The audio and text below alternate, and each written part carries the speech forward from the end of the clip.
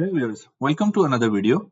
In this video, we will compare incremental encoder and absolute encoder side by side, and by the end of the video, you will able to understand how to use these encoders according to your application. So let's get started. The incremental encoder does not inherently know the position, it only sends pulses. So what does it mean? It means that it only output pulses when it moves. So you have to do the math externally to count the pulses, add or subtract the pulses, store the count, and decide the direction. Whereas the absolute encoder knows the position inherently and outputs it directly. It means the absolute encoder has an internal code pattern disk. Every physical angle has a unique binary code. So when you read that code, you know exact position instantly and no counting is required. Another difference is the incremental encoder, the position is calculated by the controller. So if you stop counting or miss pulses, position can be wrong. And in absolute encoder, position is given by the encoder, as I've already told you that every position or the every angle has a unique binary code.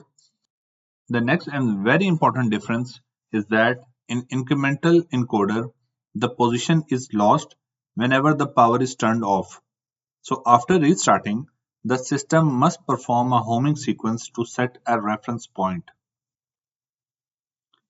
In absolute encoder, the position retained immediately after the power resumes. It remembers the position even after power loss, and whenever the power comes back, it instantly reports the correct position without homing. It still knows the same angle because that angle always produces the same code.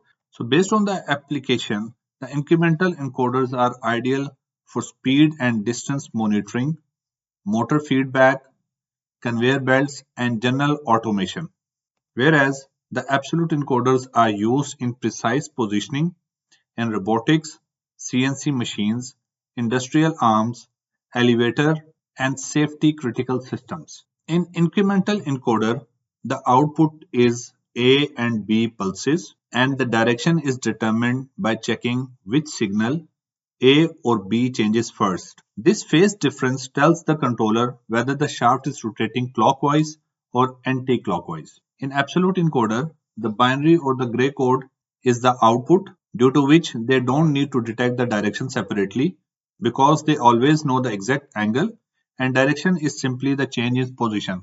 So if the angle is increasing, it means that motion is in clockwise, and if angle is decreasing, it means that it is moving in the anti-clockwise direction. Cost-wise, incremental encoders are usually cheaper, easier to use, and require fewer wires, whereas absolute encoders are more expensive because they use more sensors and complex electronics, and they often communicate using different protocols like SPI or Modbus. I hope you found this comparison helpful. Stay tuned and don't forget to subscribe our channel. Thank you for watching.